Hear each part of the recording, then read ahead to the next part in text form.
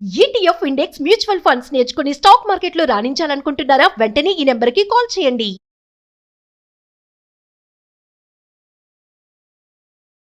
నమస్తే కళ్యాణ్ గారు. నమస్తే జగన్. ఈరోజు శాలిని అనే ఒక అమ్మాయి మనకి మెయిల్ చేసింది. శాలినికి వాళ్ళ అమ్మ సమస్య. రైట్. నా జీవితం ముందుకు వెళ్ళటానికి మా అమ్మే సమస్య అవుతోంది. రైట్. దీనికి పరిష్కారం ఏంటి అని అడిగింది. నాకు కూడా కొంచెం అంటే అమ్మే సమస్య అనేసరికి ఇదేదో ఖచ్చితంగా మీరు మాట్లాడాల్సిన విషయమే అనిపించింది. కళ్యాణ్ గారు కాల్ చేస్తానండి. చేయండి అమ్మా.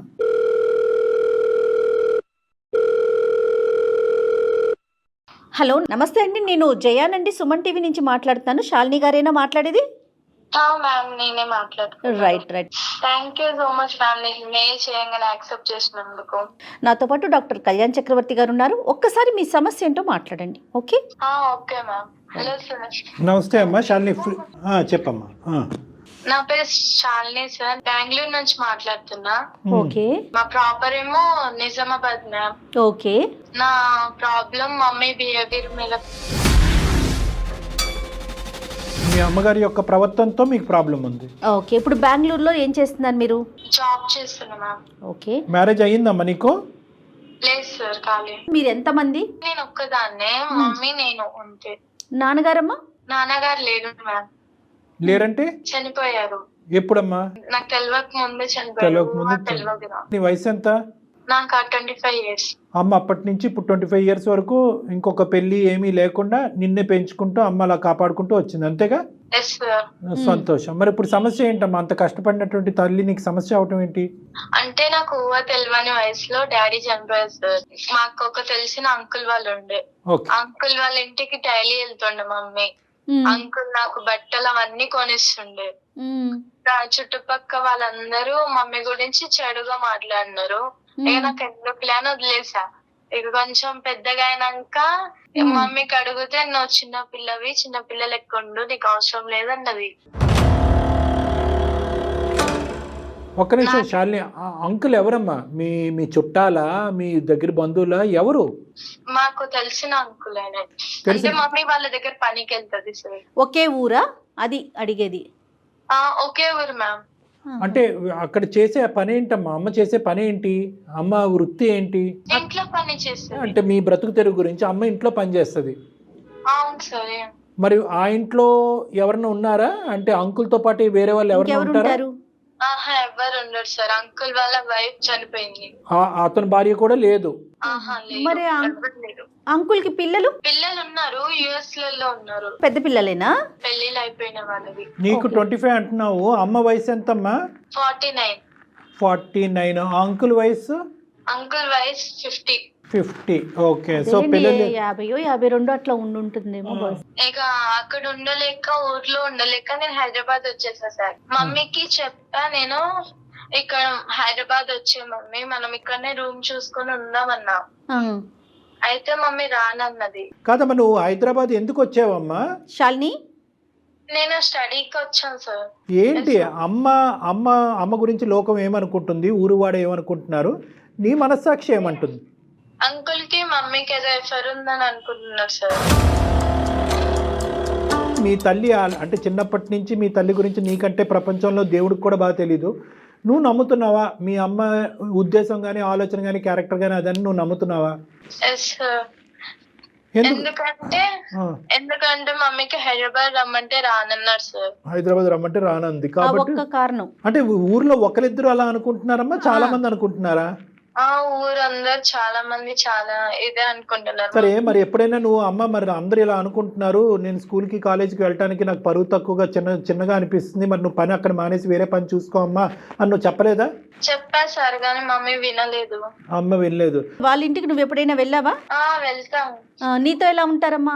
నాతో మంచిగానే మాట్లాడతారు, మంచి ఫీలింగ్ అనిపిస్తుంది. కాకపోతే ఇక ఊరోళ్ళు అనడం వల్ల మళ్ళీ చూస్తా కదా, దానివల్ల. తను చెప్పేది ఏంటంటే మమ్మీ చెడు కాదు, అంకులు చెడు కాదు, కానీ లోకం ఇలా మాట్లాడుకునేటప్పటికి అది వదిలేయమ్మా అని చెప్పి 1-10 సార్లు చెప్పేటప్పటికి అమ్మ పని వదిలేకపోవటం, పోనీ హైదరాబాద్ వెళ్ళిపోదామమ్మా అంటే కనుక హైదరాబాద్ రాకపోవటం వల్ల ఈ అమ్మాయి చూసింది లేదు, ఏమీ లేదు, విన్నది ఒకటే. ఇంకా అదే లోకం యొక్క మాటలు నిజమేమో, అందుకే అమ్మ అని అనుకుంటుంది. సరే, ఈ సమస్య తీసుకుని ఇప్పుడు మా దగ్గరికి ఎందుకు వచ్చావు శాలిని? అంటే ఎందుకు ఇప్పుడు ప్రత్యేకంగా మాకెందుకు ఈమెయిల్ పెట్టావు? అంటే మమ్మీ పని చేస్తుంది కరెక్టా రాంగ్ అని. అంటే నేను బెంగళూరులో జాబ్ చేస్తున్నాండి. ప్రతి మార్నింగ్ తీసుకొచ్చా ఊరు నుంచి. 1 వీక్ తర్వాత అంకుల్ కి హెల్త్ మంచిగా లేదని ఫోన్ వచ్చింది ఊరు నుంచి. ఓకే. మమ్మీ వెళ్తానంటే నేను వద్దనేసిన. మమ్మీ నాతో గొడవ పడి ఆఫీస్ కి వెళ్ళంగానే వెళ్ళిపోయింది మమ్మీ నాకు చెప్పకుండా. బెంగళూరు ఇప్పుడు నువ్వు హైదరాబాద్ నుంచి బెంగళూరు వచ్చేసావమ్మా జాబ్ రీత్యా? వచ్చేసా. సో అమ్మని ఇక్కడ తెప్పించుకుంటే కనుక అంకుల్కి ఒంట్లో బాగాలేదని చెప్పి వద్దమ్మా అని చెప్పినా కూడా అమ్మ నీకు చెప్ప పెట్టకుండా ఊరెళ్ళిపోయింది. అమ్మ యొక్క క్యారెక్టర్ మీద లోకం ఒక ప్రశ్న పెట్టింది, ప్రశ్న వేసింది. అది కాస్త ఒక తల్లిగా నువ్వు చిన్నప్పటి నుంచి ఇంత కష్టపడి పెంచినటువంటి తల్లిని గౌరవించాలో తెలియదు, లేదంటే ఇలా లోకం ఇలా మాట్లాడుకుంటుంది కాబట్టి అమ్మ ఏంటి ఇలాంటిదా అనేటటువంటి విషయం వల్ల బాధపడాలని నీకు అర్థం కాలేదన్నది మాకు అర్థమైంది. కానీ ప్రత్యేకంగా ఇప్పుడు ఈమెయిల్ పంపించడానికి కారణం రీజన్ ఏంటి? ఎందుకు మాకు దాకా వచ్చావు? నాకు సంబంధాలు వస్తున్నాయి సార్. Okay okay. అది అయితే ఊరికి వెళ్తేమో మళ్ళీ ప్రాబ్లం అవుతుంది. మమ్మీ గురించి అందరు తప్పుగా మాట్లాడుకుంటున్నారు కదా సార్. అదేలే. దాని వల్ల అనేసి మమ్మీ ఇక్కడ పిలుచుకొని వచ్చా సార్ నేను. ఇప్పుడు నీకు పెళ్లి సంబంధాలు వస్తున్నాయమ్మా? పెళ్లి సంబంధాలు వస్తున్నాయి. పెళ్లి సంబంధాల్లోకి వచ్చే వాళ్ళు ఇది ముందస్తునే నిన్ను అడుగుతున్నారా? ఇలా అంటే కదా మీ మమ్మీ అని ముందే అడుగుతున్నారా? అవును సార్. తన ఇంటెన్షన్ ఏంటంటే చుట్టుపక్కల అనుకుంటున్నారు, సరే నేను బెంగళూరు వచ్చాను, అమ్మని తీసుకొచ్చా, ఇక్కడ ఉండకుండా వెళ్ళిపోయింది. ఇప్పుడేమో పెళ్లి సంబంధాలు వస్తున్నాయి, వాళ్ళకి నేను ఏం చెప్పాలి? అంతేనమ్మా? అంతే మేడం. సో నీ వరకు అయితే కనుక నీ క్లారిటీ రావట్లేదు, మా ద్వారా అమ్మ గురించి ఒక క్లారిటీ తెచ్చుకునే ప్రయత్నం చేస్తున్నాం, అంతేనా శాలిని? ఓకే. ఎందుకంటే సెన్సిటివ్ ఇష్యూ కదమ్మా, చాలా సెన్సిటివ్ ఇష్యూ ఇది. లోకం అందరూ అనుకోవటం ఒక ఎత్తు మేడం, కన్న కూతురు అనుకోవటం, ఎందుకంటే గుండె పగిలిపోద్ది. ఒకటే మనకున్న ప్రశ్న ఏంటంటే ఆ మహాతల్లి ఇంత బతికి ఇంత కష్టపడి పిల్లని ఈ స్థాయి వరకు తీసుకొచ్చి వద్దమ్మా ఇంట్లో పని చేయొద్దు అని అన్న దానికి ఎందుకు ఆవిడ ఆల్టర్నేటివ్ చూసుకోవట్లేదు అనేది మనం ఆలోచించాలి. శాలిని అమ్మకి లైన్ కనెక్ట్ చేస్తావా? అంటే మమ్మీ నాతో అంత మాట్లాడొస్తుంది మ్యామ్. నెంబర్ ఇస్తా, మీరే మాట్లాడండి. సర్లే పోన్లే, మనం మాట్లాడదాం. ఒక ఆడపిల్ల ఓపెన్ గా అడగలేదు కదా మేడం. సరే మేము కనెక్ట్ చేస్తా, ఉండు తల్లి లైన్ లో ఉండు. సరేనమ్మా, నాకు పంపించు నెంబరు, నేను కాల్ చేస్తా. ఓకే. అయితే శాలిని నువ్వు హోల్డ్ లో ఉండు, కనెక్ట్ చేశాక. ఓకే. దయచేసి లైన్ లో వేచి ఉండండి, ఆప్కా కాల్ హోల్డ్ పర్ హై. హలో అమ్మా, నమస్తే అమ్మా, నా పేరు జయ, నేను సుమన్ టీవీ అందమైన జీవితం ప్రోగ్రామ్ నుంచి కాల్ చేస్తున్నాను. చెప్పండి మేడం. అమ్మా, శాలిని మీ పాప మెయిల్ చేసింది మాకు అందమైన జీవితం కార్యక్రమానికి. నాతో పాటు డాక్టర్ కళ్యాణ్ చక్రవర్తి గారు కూడా ఉంటారు, ఆయన సైకియాట్రిస్ట్ మేడం. అమ్మ, మీతో ఒక చిన్న విషయం మాట్లాడాలి. అంటే కాస్త ఇబ్బందికరమైన విషయమే, కానీ పాప సతమతం అవుతుంటే లేదు ఈ సమస్యకు ఒక పరిష్కారం తీసుకొద్దాము, ఉన్న అనుమానాలన్నీ కూడా పటాపంచలు చేద్దామని చెప్పేసి మేము మాట్లాడదాం అనుకుంటున్నాం. మీరు అనుమతిస్తే ముందుకెళ్తా. అమ్మ మీ పేరమ్మా? సరస్వతి గారు. సరస్వతి గారు నమస్తే అమ్మ, నా పేరు డాక్టర్ కళ్యాణ్ చక్రవర్తి. నమస్తే. శాలిని గారితో మాట్లాడిన శాలిని మీ అమ్మాయితో మాట్లాడిన తర్వాత ఆ అమ్మాయి మీతో మాట్లాడటానికి సంకోచిస్తుంటే డైరెక్ట్గా మేము ఇలా కాల్ చేసి మిమ్మల్ని సర్ప్రైజ్ చేయవలసి వచ్చింది. ఒక 2 నిమిషాలు ఓపిక పట్టండి అమ్మా. ఇప్పుడు ఎందుకంటే మీ అమ్మాయి సంబంధించిన జీవితం, తల్లి కూతుర్ల బంధం, సమాజంలో ఉండే పరువు చాలా ఉన్నాయి ఇక్కడ అంశాలు. ఇక్కడ ఏంటంటేనమ్మా, మేము అడిగేటటువంటి ప్రశ్న మీ అమ్మాయి మీకు అడగలేకుండా మొహం చాటేసేటటువంటి ప్రశ్న ఏంటంటే, సమాజం ఒక విధంగా అనుకుంటుంది ఏది సరస్వతి గారిని అంటే, ఒక ఇంటికి పనికి వెళ్తూ ఉంటే ఆ ఇంట్లో వేరే ఆడదిక్కు లేదు కాబట్టి ఈవిడ ఆ ఇంట్లోకి వెళ్తుంది కాబట్టి సమాజం ఏమనుకుంటుంది అనేటటువంటిది నా నోటి ద్వారా మీకు చెప్పక్కర్లేదు, మీకు ఆల్రెడీ అర్థమయ్యి ఉంటుంది. మీ చెవున అటు ఇటు ఈ పాటికే పడుంటాయి కొన్ని అంశాలు, ఏమ్మా? అది చాలా దురదృష్టకరం. అయితే ఏంటంటే పాప ఎదుర్కొంటప్పుడు ఆడపిల్ల జీవితంలో ఏంటంటే, ఒకటి తల్లి ఇంత కష్టపడి పెంచినటువంటి తల్లి ఈ విధంగా ఉండదు అనే ఒక నమ్మకం ఉన్నా కూడా లోపల తర్జన లోనయ్యి ఆ ఊరి నుంచి పరిగెట్టుకుని వచ్చి హైదరాబాద్ నుంచి బెంగళూరుకి వస్తే కనుక బెంగళూరులో ఉన్నటువంటి తను, అమ్మ వద్దమ్మా అటు పోవద్దమ్మా, అంకుల్ ఎవరైతే ఉన్నారో వాళ్ళ ఇంటికి రోజు వెళ్తున్నా కదా, అతనికి ఒంట్లో బాగాలేదు అని పోవద్దు అని చెప్పి ఒక మాట రిక్వెస్ట్ చేసుకుంది మిమ్మల్ని. కానీ మీరేంటంటే ఆ అమ్మాయికి చెప్పా పెట్టకుండా ఇంటికి వచ్చేసారు. దాంతో ఏంటంటే ఈ లోకం ఏదైతే మాట్లాడుకునేటటువంటి మాటల్లో బహుశా ఎంతో కొంత నిజం ఉందేమో, కాబట్టి నేను ఇంత విన్నపించుకున్నా, ఇంత బతిమాలుకుని, ఇంత వేడుకున్నా కూడా మా తల్లి ఆ దిక్కును పరిగెట్టింది అనే అభిప్రాయంలో మీ అమ్మాయి ఉంది. ఇప్పుడు దానికి మించినటువంటి పెద్ద పరిస్థితి ఏంటంటే, ఒకటి నా తల్లి యొక్క క్యారెక్టర్ ఏంటి, సమాజం అనుకుంటుంది నిజమా అబద్ధం అనేది ఒకటైతే, వచ్చేటటువంటి పెళ్లి సంబంధాలు కూడా ఒక ఆడపిల్లకి నెక్స్ట్ ఘట్టంలో చాలా ముఖ్యమైనటువంటిది. జీవిత భాగస్వామిని ఎంచుకునేటప్పుడు తల్లి క్యారెక్టర్ బట్టి ఈ అమ్మాయిని కూడా తూకం వేయటం అనేది జరుగుతూ ఉంటుంది. కాబట్టి వచ్చేటటువంటి వాళ్ళందరూ కూడా మీ తల్లి యొక్క ఇదా అదా అనేటటువంటి రకరకాలు మాట్లాడుతున్నారు. కాబట్టి అసలు వాస్తవానికి మీ జీవితంలో జరుగుతున్నది ఏంటి? ఈ అంకుల్ అనేటటువంటి వ్యక్తి ఎవరు? అతని ఇంట్లోకి ఎందుకు మీరు వెళ్తున్నారు పని చేయడానికి? వద్దు, ఒక విధమైనటువంటి అనుమానం వచ్చినా కూడా ఆ ఇంటికే పదే పదే మీరు ఎందుకు వెళ్ళవలసి వస్తుంది అనేది కొద్దిగా వివరించండి. పాప కూడా లైన్లోనే ఉంది. ఉన్నారా మేడం? పాప ఉందండి. అమ్మాయి కూడా లైన్లో, శాలిని కూడా లైన్లో ఉంది. సరస్వతి గారు మీరు చెప్పచ్చు. సార్ కానీ నాకు తెలిసి నేనైతే ఏ తప్పు చేయలేదు సార్. మేము అనట్లేదమ్మా. మా ఆయన వచ్చేసి మా పాప చిన్న వయసులోనే చనిపోయారు సార్. ఓకే. పాపకు ఎలాంటి కష్టం లేకుండా, ఎలాంటి బాధలు ఏం లేకుండా నేను పెంచాను సార్. స్టడీ చేయించి జాబ్ వరకు తీసుకెళ్ళాను సార్. ఓకే.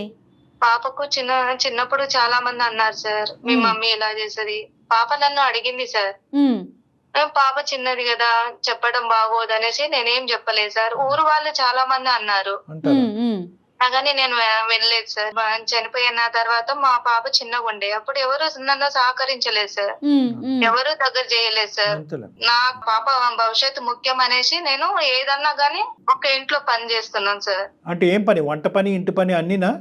ఆల్ చేస్తాను సార్, అన్ని పనులు చేస్తాను సార్. కానీ ఒకటమ్మా, ఇప్పుడు ఆ ఒక్క ఇల్లే లేదు కదా మీ మొత్తం ఊర్లో. ఇప్పుడు సార్ ఆ టైంలో నన్ను ఎవరు దగ్గర చేయలేదు సార్. నన్ను ఈ పెద్ద చాలా వేరు చేశారు సార్. అందువల్ల సార్ దగ్గర మరి మీకు ఖర్చులకు సరిపడా కాదమ్మా, మీ ఖర్చులకు సరిపడా పూర్తిగా ఆ సారే చూసుకుంటున్నారా? ఆ ఒక్క ఇంట్లోనే మీరు పని చేయబట్టి? అవును మేడం. పూర్తిగా ఆయనే చూసుకుంటున్నారు? అవును మేడం. మరి ఆయన ఫ్యామిలీ ఏంటి అంటే మేడం? సార్కి మేడం లేదు మేడం, ఏదో ఫీవర్ అనారోగ్యం వల్ల చనిపోయారు మేడం. ఓకే. పిల్లలు? సార్ వాళ్ళ పిల్లలు యుఎస్ లో సెటిల్ అయ్యారు మేడం. ఓకే. సార్ ఒక్కరే ఉంటారు? అమ్మ సార్ ఒక్కలే ఉంటారు. ఆ ఇంట్లో వంట పని, ఇంటి పనికి వెళ్తున్నారు. కేవలం 10,000 15,000 జీతం గురించే వెళ్తున్నారని నేను అనుకోవట్లేదు. ఎందుకంటే కనుక అతను ఇతరత్ర పాప చదువులకు కానీ, ఫీజులకు కానీ, లేదంటే ఇంటి రెంట్లు కానీ ఇవి కూడా అతను సహకరిస్తున్నాడు. అంత ఇదిగా మీకు ఆ ఊర్లో అంతా కూడా చేయనంత సహకారం అతను చేయవలసినటువంటి అవసరం ఏముంది అనేది మా ప్రశ్న కాదు, లోకం యొక్క ప్రశ్న. నెంబర్ 1. నెంబర్ 2 ఏంటంటే మీ పాపకు నచ్చినప్పుడు అక్కడికి ఎందుకు వెళ్తున్నారు? లోకానికి నచ్చినా నచ్చకపోయినా అది మీకు డోంట్ కేర్. ఎందుకంటే మీ భర్త చనిపోయినప్పుడు ఎవరు ముందుకు రానప్పుడు కానీ పాప మన ఇంటి మీద ఒక మచ్చ పడుతుంది, నా తల్లి మీద ఈ మచ్చ పట్టడం నాకు నచ్చడం వద్దమ్మా అని అన్నప్పుడు మీరు అక్కడికి ఎందుకు వెళ్తున్నారు? అది నెంబర్ 2. నెంబర్ 3 మోస్ట్ ఇంపార్టెంట్ ఏంటంటే అతని పిల్లలు ఏమంటున్నారు అంటే ఒక పరాయి స్త్రీ ఇక్కడికి వచ్చి, ఎందుకంటే ఈ అమ్మాయి చెవులో ఎలాగైతే వినిపించిందో వాళ్ళు కూడా ఈ నోట ఆ నోట వాళ్ళకి కూడా వినిపించుంటుంది. ఎందుకు మీరిద్దరూ ఇంత రిస్క్ తీసుకుని మీరు ఆ ఇంట్లోనే ఎందుకు పని చేయాలి? అతను అంత రిస్క్ తీసుకుని మీ చేతే ఎందుకు పని చేయించుకోవాలి? అంటే సార్ చాలా మంచివారు సార్. మాకు ఒకనొకప్పుడు ఎవరు దగ్గర చేయకపోతే ఆ సారే దగ్గర చేశారు సార్ మాకు. అలాగనేసి ఇప్పుడు సార్ కొంచెం డీల్ అయిపోయాక సార్ని వదిలేయడం అంత కరెక్ట్ కాదు కదా. వదిలేయటం కంటే ఇప్పుడు నీ కన్నపేగు ఓకే, నీ కూతురు యొక్క భవిష్యత్తు కూడా ఇక్కడ ఆధారపడి ఉంది. అది మీరు గ్రహించట్లేదు.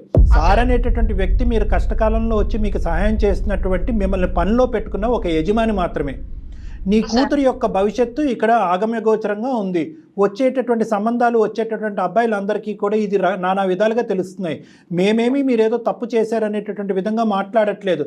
కానీ ఇక్కడ ఇంత రిస్క్ తీసుకుని ఆ వ్యక్తిని కాపాడేంత ప్రయత్నం మీరు ఎందుకు చేస్తున్నారు? అతనికి సహాయపడాలి, కానీ దానికి మించి మీ కూతురు యొక్క భవిష్యత్తు గురించి మీరు ఆలోచించాలి. సార్ కూతురు భవిష్యత్తు గురించి ఆలోచించే వచ్చాను సార్. అప్పుడు సార్ బాగానే ఉన్నారు. అప్పుడు నేను సార్ దగ్గర వర్క్ చేశాను కాబట్టి సార్ బాగానే ఉన్నారు. ఇప్పుడు నేను వచ్చేసాను సార్, పాప దగ్గరకు వచ్చేసాను బెంగళూరుకి. తర్వాత సార్కి హెల్త్ బాగాలేదు. సార్కి అక్కడ ఆ టైంలో నాకు ఎవరైతే ఎలా లేరు, ఇప్పుడు ఈ సార్కి ఎవరు లేరు కదా.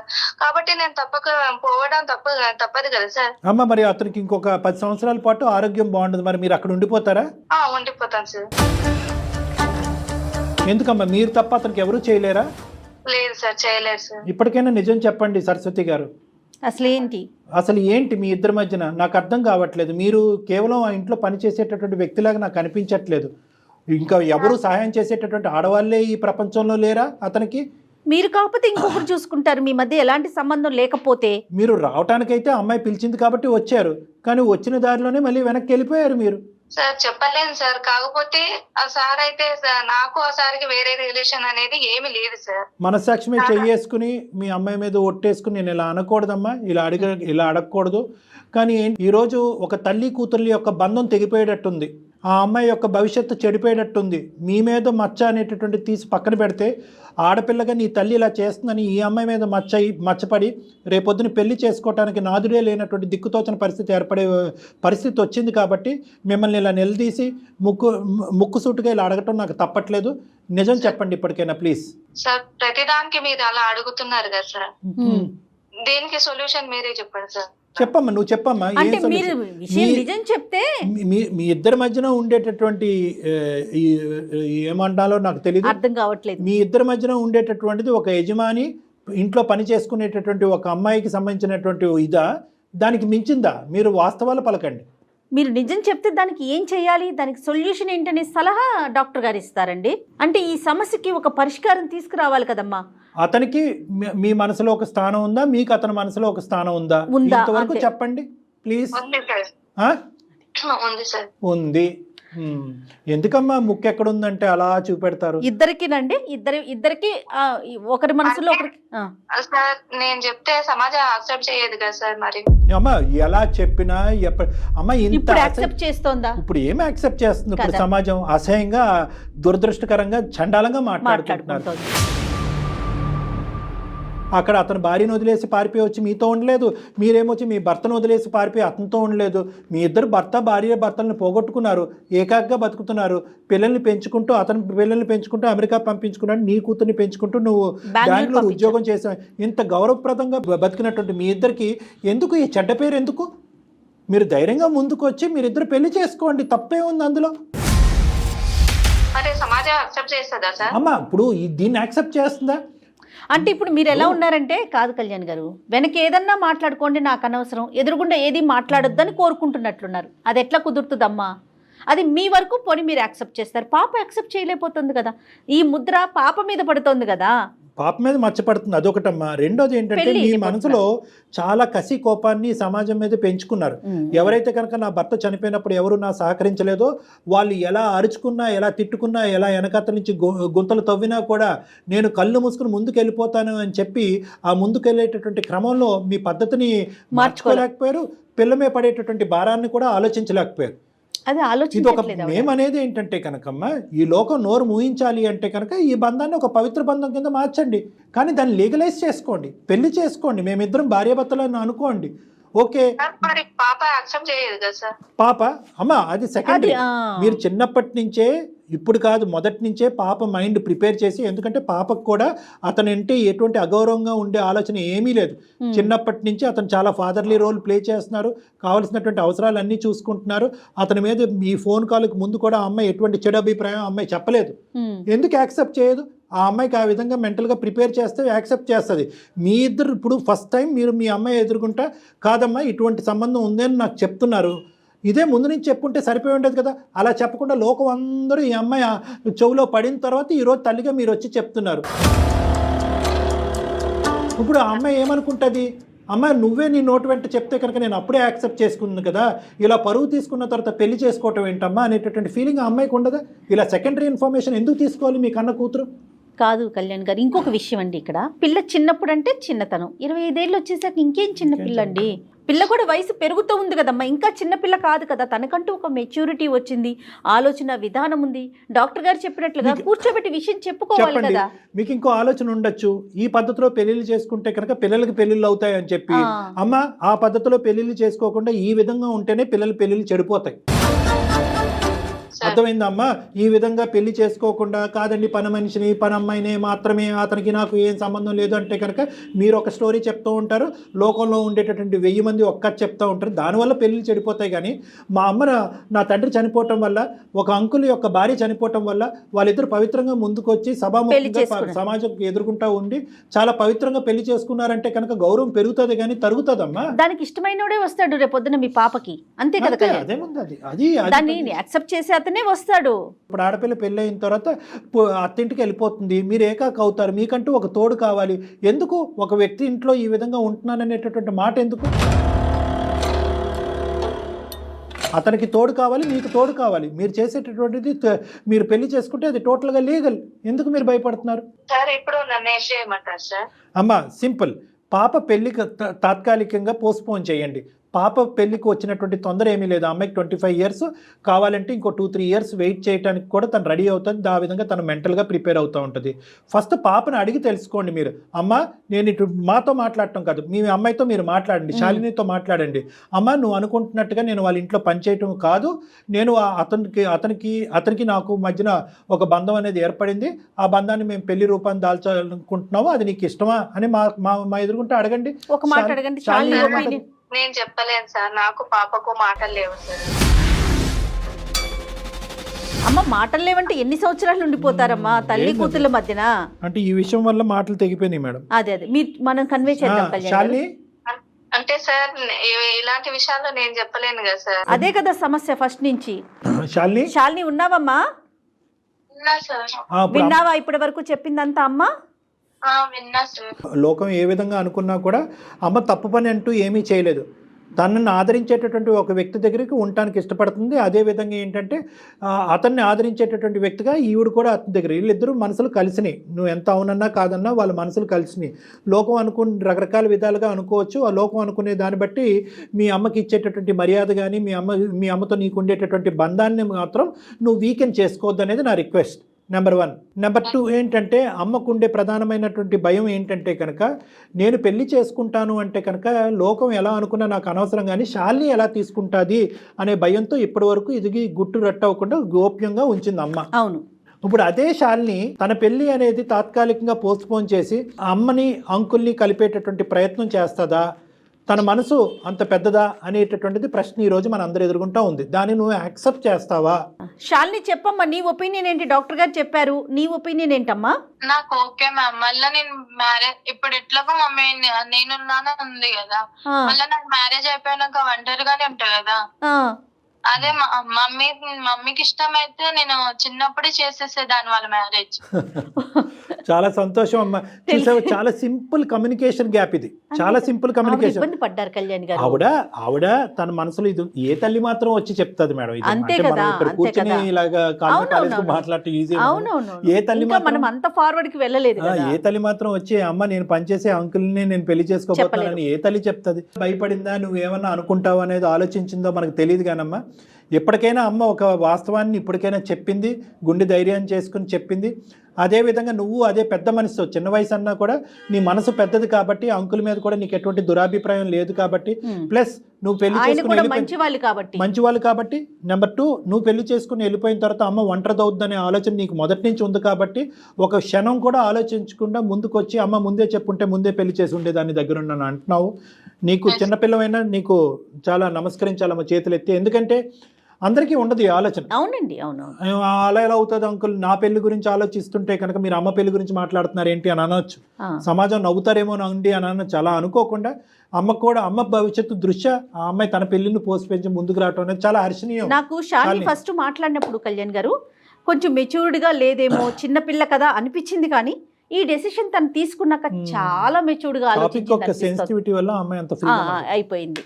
రైట్. ఎనీహౌ కథ అయితే సుఖాంతమైంది. ఒక మంచి ముహూర్తం చూసుకొని ఒకసారి అంకుల్తో కూడా మాట్లాడి ఏమ్మా ముందుకు వెళ్ళండి. అమ్మ సరస్వతి గారు, ఇప్పుడు మాకంటే ముఖ్యం ఎవరైతే మీ కుటుంబ సభ్యులు ఉన్నారో సరస్వతి గారు, మీ తల్లిదండ్రులు అవనియండి, లేదంటే మీ బంధువులు అవనియండి, వాళ్ళందరినీ కూడా ఒకే తటి మీద తీసుకురండి. వాళ్ళందరికీ ఎక్స్ప్లెయిన్ చేసేటటువంటి ప్రయత్నం చేయండి. ఒకప్పుడు అందులో ఎవరైనా కీలకమైనటువంటి వ్యక్తులు ఎవరైనా దీన్ని అంగీకరించకపోతే నా చేత వాళ్ళతో ఒకసారి మాట్లాడిపించండి. వాళ్ళందరినీ అంగీకరించేటటువంటి పూచి నేను తీసుకుంటాను. ఎందుకంటే ఇది చాలా, ఎవరు ఏమనుకున్నా సరే ఇది చాలా మంచి కార్యక్రమం. ఎందుకంటే కనుక మీరు ఒక తప్పుడుగా అనుకుంచేటటువంటి లోకం యొక్క నోరులు మూయించేటటువంటి ప్రయత్నం, మీ కూతురికి ఒక కొత్త భవిష్యత్తు ఇచ్చేటటువంటి ఒక దారి. సో దీంట్లో ఎంత 100,000 మంది వచ్చినా కూడా నేను కన్విన్స్ చేయడానికి నేను రెడీగానే ఉన్నాను. వాళ్ళందరినీ కూడా సమీకరించండి, వాళ్ళందరికీ నచ్చజెప్పి. Very good, super. వాళ్ళు అన్నకున్న ఒకటే కదా సార్. అంతే కదా, ఇంకా ముందుకు వెళ్ళండి హ్యాపీగా. ఓకేనమ్మా సరస్వతి, శాలిని.